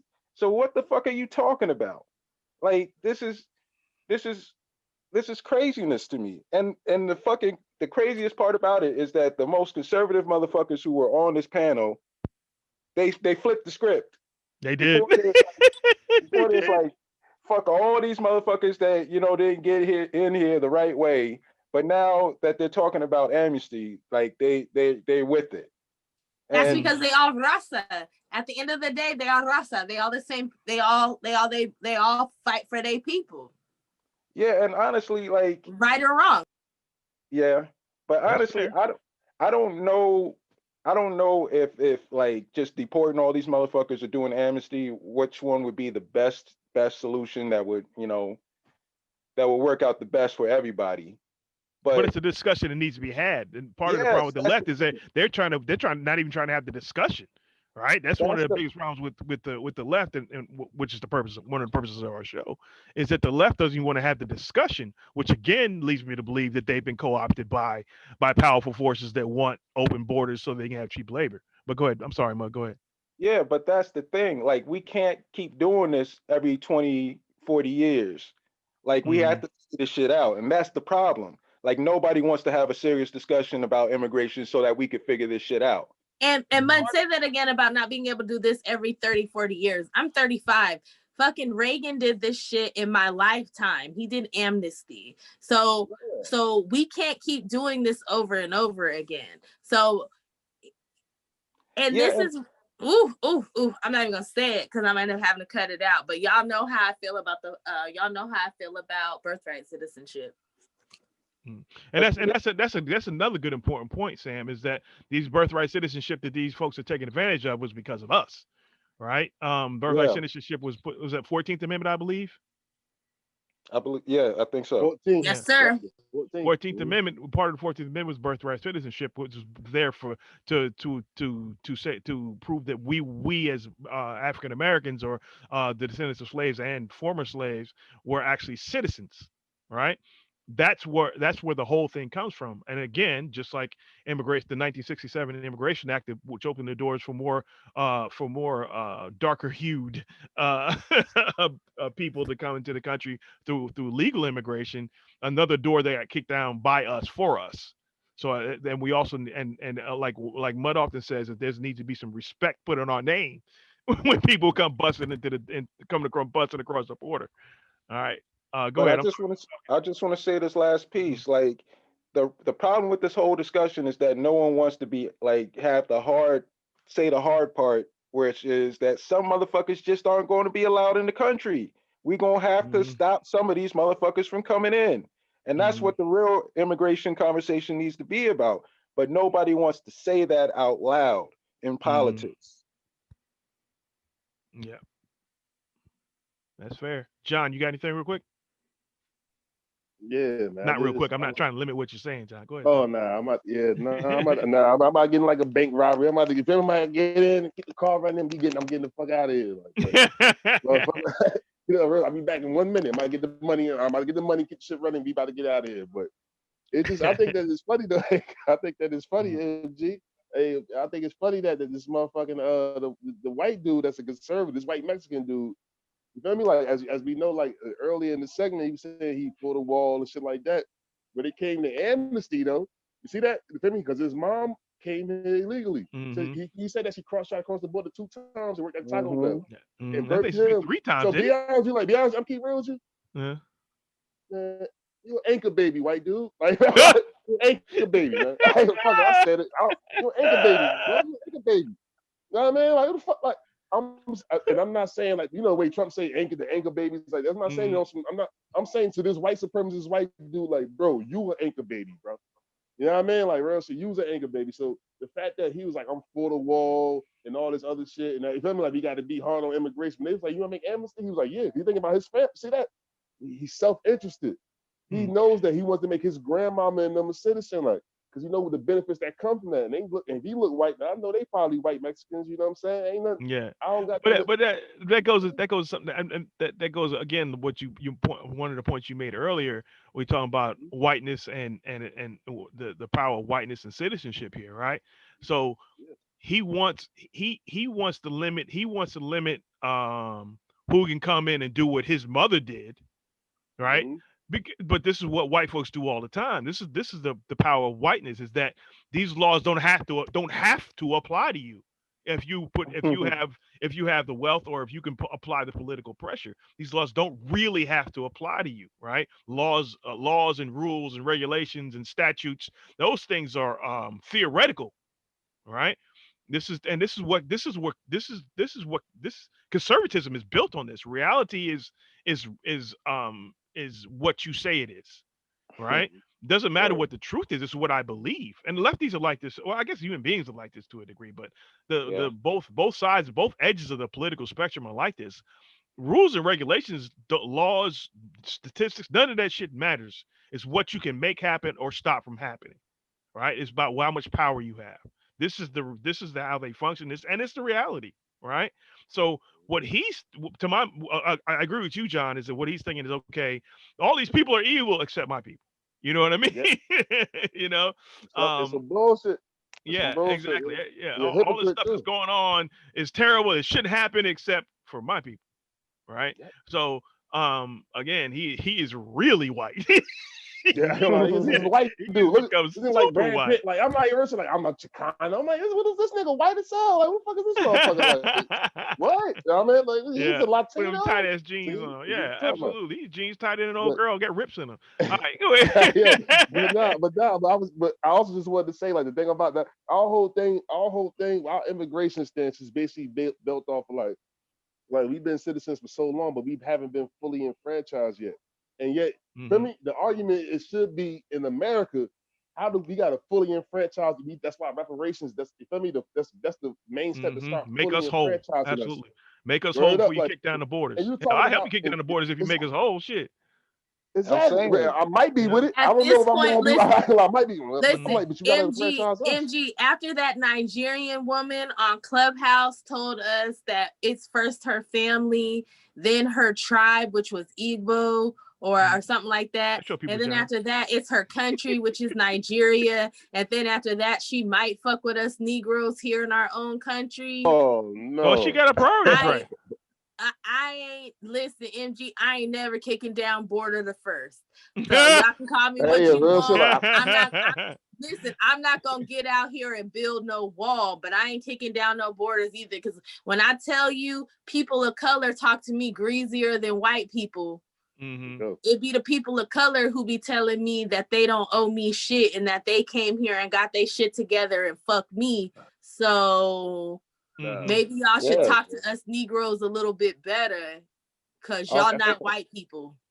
And we cuss them out too, but y'all not white people. Y'all still don't own or run this motherfucker yet, and y'all talk to us like you do. Yeah, and honestly, with this whole discussion, I want to be clear. I don't have no hate for immigrants. My whole thing is about the immigration shit. But if we're gonna be keeping it funky, if it's fuck me, it's fuck you. Yeah, absolutely. Cause it's funky. Be honest, it's not like that. It's just that we just getting focused on ourselves. I got nothing against them. I don't want, like I already said, I don't want nothing bad to happen to them people like that. Like at the end of the day, it's like, yo, you want to come over here? They skipping. They act like this is a post-racial society. You feel me? That's the whole thing. Because if you deal with Negroes, that means that now we dealing with now we dealing with that. You might start getting into that society. You got to deal with us first, though. You talking about immigration, making him a citizen when we ain't citizens. We not even fully enfranchised citizens yet. Because you didn't get back what you stole from us. So what the fuck? Like, what the fuck is it? What the fuck are you talking about? Like, what the fuck you talking? I ain't got, like I'm saying, I ain't got nothing. I called the white dude an anchor baby because it's funny because he's a Republican. And he being a absolutely. I'm like, no, you an anchor baby, motherfucker. Like, you fucking just shut up. Like, but again, he's white. He doesn't consider himself an anchor baby. He got nothing to do with any illegal activities. You know, his mom came here illegally. You know what I mean? And but he did make one good point. He did make a good point. We as black people, we get punished for illegal activities in the blink of an eye, right? Everything. Everything. We get locked up for putting our kids in the wrong school district because we want our kids to go to better schools. There was a guy elementary schools. We get locked up. But you guys remember that guy? He got 25 years for stealing a candy bar. Y'all remember that guy? You know what I mean? And all those teachers that they locked up in Atlanta over that fucking school test drama, absolutely. But then they let fucking bitch ass Aunt Becky from Full House do like less than 20 years. I mean, do less than 2 months when her charges, if she was black, that was like a 20-year bid, and that was federal time. So they should have really like gave her some time, but because she white, she got to skate, but the black people.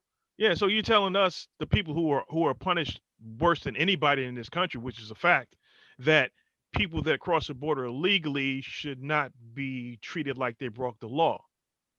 And that's supposed to make sense to you. Because they say people aren't illegal, but it's not that black that's people... why I'm very, very careful with my language. I say they broke illegal. This is an illegal activity based on American law. I agree with what you're saying. You know, I'm just throwing out the bullshit. I see. I agree. Yeah. No, I'm just throwing out the bullshit that people be saying, right? Because it's we shouldn't, those people are coming here for a better life. Well, Tyrone sells drugs so he can feed his fucking 3-year-old daughter. Yeah, absolutely. And when he was working at McDonald's, at the end of every time he got his check, it wasn't enough money to keep the roof over his baby mom's head and keep food in his daughter's belly. So he chose the life of bullshit so he could feed his kid versus working and not having enough money to feed his kid. Absolutely. But that is wrong. But it's okay for you to make a decision to make the life of you and your family better by committing an illegal activity. Yeah, exactly. So we're seeing is, and it's another signal to me that this whole open borders thing is driven by the rich and powerful, is that we are criminalized, right, by the same grouping of people that wants to talk about kicking the borders down to get cheap labor. You see what I mean? So it's all right for us to be criminalized for everything we do, the way we dress. Maybe that's for wearing your pants down low. People getting tickets and kids going to jail. Yeah, I remember that shit. You know what I mean? It was for fashion. I don't look at nobody's ass. I don't look at a dude's ass anyway. But that's a fashion. This was a fashion thing. You know what I mean? So we can get criminalized for anything we do as Black people. But people who are actually doing an illegal activity of crossing the border, no matter what was chasing them across that border, right? Because we have problems here that we got to deal with, as Sam was said. So we're supposed to be we're allowed to be criminalized. We should be criminalized, but everybody else, maybe not. I just wanted to put that out there. But of course, that's going to make me anti-immigrant as soon as this thing drops. But go ahead. Nah, you ain't. No, we all telling the truth. But the thing is, you can't even have a conversation, right? Because a conversation makes you anti. So just even by the fact that we want to have this discussion, no matter how we personally feel, no matter what our personal relationships are to people in that community, we're automatically anti because we just want to have a discussion. But again, but it goes to there are no activists. There are no real activists that don't want to discuss their issues, right? So if you want silence, how do you create activism from silence? Again, that goes back to my theory that this entire immigration thing has been co-opted by people with money and power, right? Only people with money and power want silence around a critical issue. They're the only people that function like that because the status quo serves them, right? So for me, if I'm truly an activist, right, I want to discuss these issues because I want to get to solutions. But if you want silence, something's wrong. Something's absolutely wrong. All right, that's my point of view. I agree. Y'all ready for me to fire this video back up? Yeah, go ahead. Yeah, we got a video? What? Go ahead. I know, right?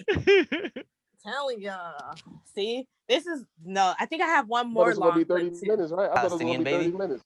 No. The actual clips are 30 minutes, not us talking. Like the full. We're gonna do a part 3. If you're an American, baby, regardless, give them their humanity. There's a report out there that says that it's going to take almost 2 years to identify the thousands of families that were separated at the border. Who thinks it was immoral to separate families at the border? I am for people, and I feel like the things, the hate, the stereotype, it's affecting real human beings and causing people not to see people as people, but as objects, as this thing with an emotion attached to it. And that level of discrimination is causing families to be separated. People are losing their lives, they're dying. And that is the issue I have with it. Anyone that does not see it immoral, what do you have to say? I mean, I just want to say the only reason I don't see it as immoral is just because like you or me or any of us here were to commit a crime here in America, we would be separated from our family. We'd go to jail. Like it's the same thing that would happen to anybody. Woo. Boom. Woo. I'm gonna keep playing unless somebody had anything to say, but she said what we were saying. Yeah. Yo, I mean that is a valid point. I'm not necessarily with the separating the family shit. I say deport all those motherfuckers if that's what we're doing. I'm like, you gonna send them home together. But she was making a good point though, right? So like my uncle has been in and out of jail for 35 years, right? Off and on. So when he goes to jail, he does that shit by himself. We don't go with him. Yeah. We're not in his cell with him. And to be honest, I can probably name on my 2 hands how many times anybody in the family went and saw him when he was in jail. Okay? So 35 years, and in these 10 digits, we ain't seen him 10 times. I ain't never went and saw that nigga when he was in jail. But beyond that, like, we also got to think about how so many Black families have been starved of resources, and that has caused a lot of dysfunction. So when CPS gets called on us and our families get separated, no one is crying tears for us. No one gives a fuck. Not a drop. So, like, honestly, like, you know, I'm not necessarily on Shorty's side with that because I'm not with separating families at all in any situation. Agreed. Of course, we're not for that, but she's making a valid. I think our point is she's making a valid point. Yeah, we need some consistency. That's all it is. Yeah, absolutely. Exactly. else who committed a crime in America. And crossing the border illegally is committing a crime. I would also like to say that there needs to be some sort of misdemeanor. You can't just assume that these people are families. You need to validate these things. You can't just take it as face. Oh, this is your mother. Fine, because it's been documented that that's not the case. That the coyotes are using children and as cover, saying that they're their dad for protection. You need to validate these things. You can't just take someone's words and take it for face value. Just to play devil's advocate here. Imagine if that was your mother with you. Would you feel okay if your mother and you were separated? No, I would be sad, absolutely. I never said that separating the families isn't horrible, because it is horrible and it is saddening. And just look at the images of the conditions. And that stopped. It is sad, but at the same time, just because something is sad and just because it's unfortunate doesn't mean that you need to have some sort of way to validate these things. You can't just take someone's words and say, oh, this is my father. Okay, good to go.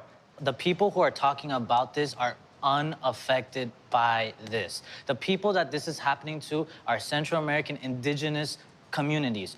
Claudia Gomez was a Maya woman, or little girl really, who got shot at the border. There are families being separated. These are indigenous children. And this is literally replicating the Indian Removal Act. This not only displacing indigenous communities from their pueblos, but also separating them from their families, which is the history of the United States. And this is literally a continuing. Yes, they're choosing out of force. Back home, I came here. My cousin stayed there, and guess what happened? At 18, he died. That is the reality that we're escaping. And unfortunately, these gangs, these instability of our countries often come from the United States, going to our communities and trying to start a business there by displacing us. But that was the past. We're in the still going on. We're in the present. It's still going on. I feel like you have more invested yourself in another country than here. You care more about another country than here. This is my problem. These are borders. These are man-made borders. I don't care. I care about people, period. I know. There's a border everywhere. There's a border right now in Colombia. Now, and this is gonna be my last point, since I'm gonna be hated. Damn it, MG. Sorry. Since I'm gonna be hated anyway, I'm gonna make it real. All this virtue signaling about I care about people more than I care about borders. No other country functions like this. No country in the world functions like this. Yeah, all borders are man-made. Even the ones you agree with are man-made, right? The street that you lived on in your previous country was a street, right? And there were lines. It's a line. It's a street. It's a line. Whatever the fuck it is, right? It was man-made. The fucking goat path is the only thing that wasn't man-made, right? It is what it is, right? There are laws in place. If you break the laws, now I sound like a conservative right now, but if you break the laws, if you cross a border illegally, it is an illegal act, right? And we've got to stop acting as if because you are downtrodden, laws don't apply to you, because that's not how they treat us. That's not how we've been treated, right? It's never how we've been treated, right? So if you're fleeing problems wherever you are, no matter where you're from, let's as Mud said, let's have some consistency. We need some consistency. If you're fleeing violence and that's the reason why you deserve extra help, extra support, and let that be the issue.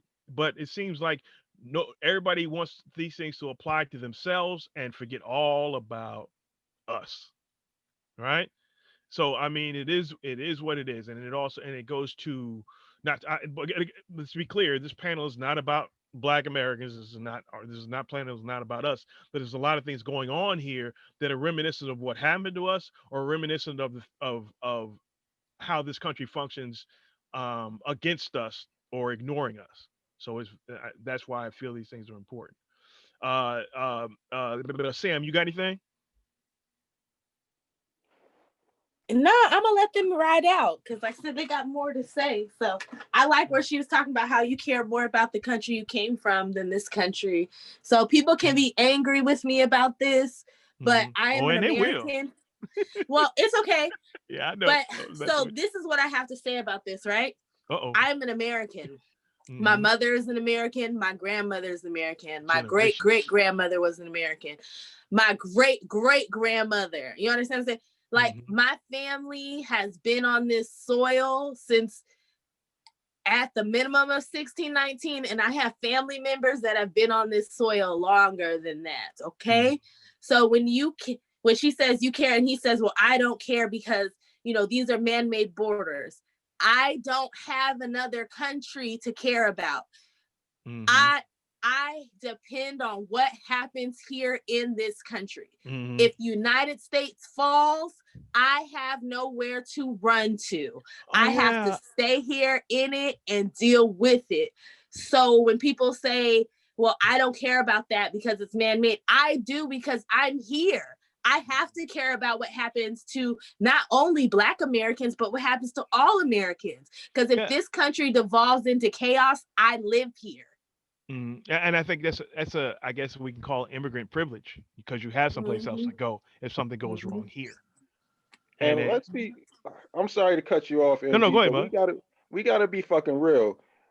Black people in this fucking country, ADOS, we live in violent communities. There is nowhere for us to go. No one is taking us in. Yep. We deal with gangs, we deal with poverty, we deal with lack of economic opportunities, all of that.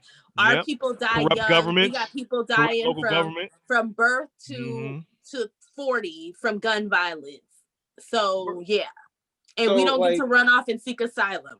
Yeah, and look, I might sound cold-blooded on here, but I do care about, you know, other motherfuckers suffering. I don't want motherfuckers to die in other countries, but honestly, there's nothing I could do about it. Like, I'm a part of a powerless group in a country where we face all of that shit, and no one is coming to save us. So, like, honestly, the reason why I sound so cold-blooded is because I need to save my own.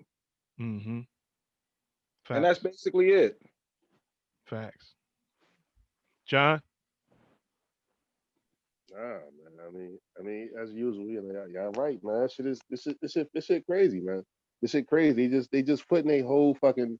It's kind of like say me, you, and say 500,000 of the best ADOS people. We go to another country. Feel me? Like real shit. We go to Peru. We gonna live. We gonna do better than them.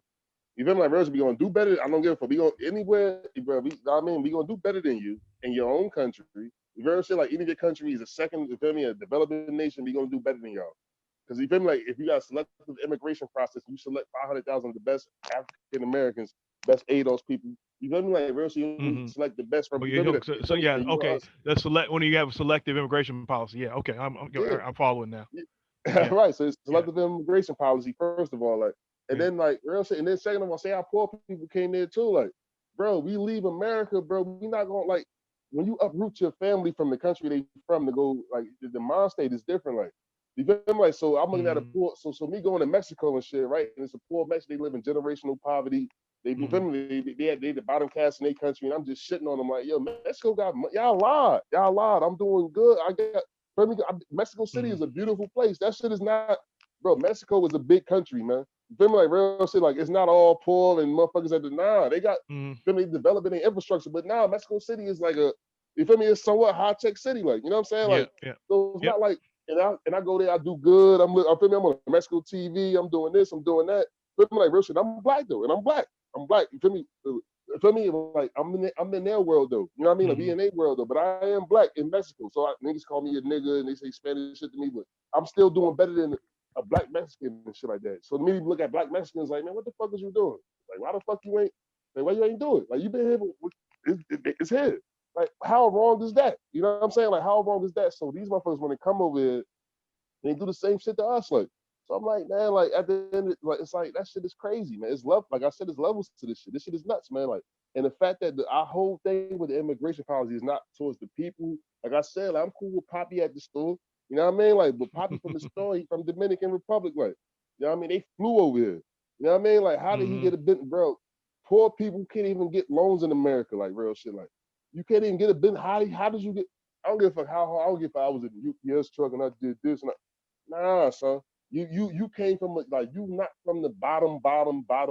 Like it's red with somebody from these people be lying. So when you start looking at they be lying like a motherfucker. Like, you know what I'm saying? Like this shit is just it's not like they coming over here dirt poor, and even though some of them do and they work or whatever like that, that's fine. But Like that's not the overall arching story of POC immigrants, motherfucker. They come over here poor, they get help. You know what I mean? They get help is something set aside for you to get help, and if shit get real, you can go home. You can send that money home. Where I'm gonna send that money back to? Florida? You know, like Jacksonville, my granddaddy. It's $1. I ain't like it might stretch a little longer, but ain't like I'm sending that shit back to another country with $1 is $10. Like, you know what I'm saying? Like that shit is like, so like the fact that I feel like it's like it's kind of, this is immigration is a way to kind of subvert our fucking issue, man. You know what I mean? You ain't even enfranchised us yet, and they having arguments about a franchise because all you needed to have is citizenship. That's your reparations. Like, you know what I mean? Like, you ain't been here. Like, you know what I'm saying? Like, so your whole thing is to fight for citizenship. That's why y'all going tooth now, because you get citizenship. You're not us. You're not the bottom caste. So citizenship is the reparation that you feel like. That's the economic inclusion that you're gonna get all of that. Like, because you come from another country, like, and you ain't take care of us yet. So this shit is nuts, man. Like, that's what I'm saying. This immigration shit. That's why I never, even when I was on the left, I kind of was like, like first I was like, Doc, I was like, how does this, like I really, you know, like, nigga, I don't care. Yeah, that was immigration was a sticking point for me on the left too. You know, I'm like when I would think I remember Sam Cedar. He was pushing some study that somebody did saying that immigration policy, our present immigration policy doesn't impact wages, and it doesn't impact it doesn't harm other citizens. It doesn't. I'm like, none of this is even possible. If you understand basic economics, none of this is even possible that it doesn't impact. You know what I mean? If it's not just you don't just have excess in the labor market. You have excess. You have a specific group of people who are willing to work for less, so it has an even greater impact, right? And which is the impact that the people that, again, here we go again, the impact that people with money and power want this group to have, to drive down wages and drive down union power and hurt and harm Black people who are the bottom here currently. Right? They just want to bring a group of people here to get some new niggas and cover us up and kick dirt in on our grave and keep it pushing. Right? And all these things are happening, and nobody wants to say anything, or nobody wants us to say anything. But we're gonna say it anyway because it's true. These are facts. This is real. All right. Peace. That was another fire episode of Reset Race. Hope you enjoyed it. Please come back for the next one. Don't forget to like, subscribe, and share. Thanks. You're listening to Reset Race. You're now tuned in to Reset Race. You're listening to Reset Race. You're now tuned in to Reset Race.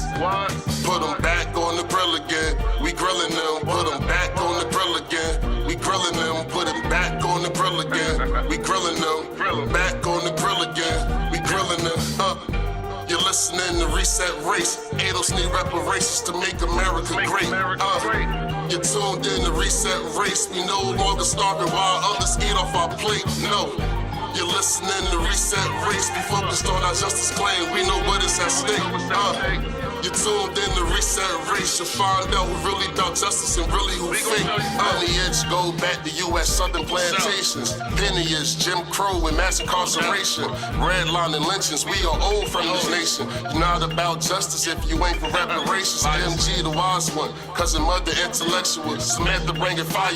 Anti-black we pressing you. No permanent friends and no permanent enemies. The backbone of the country. To win you need our energy. You gon' see. Listening to Reset Race. You're now tuned in to Reset Race.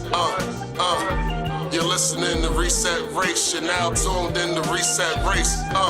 Put them back on the grill again. We grilling them. Put them back on the grill again. We grilling them. Put them back on the grill again. We grilling them. Back on the grill again. We grilling them.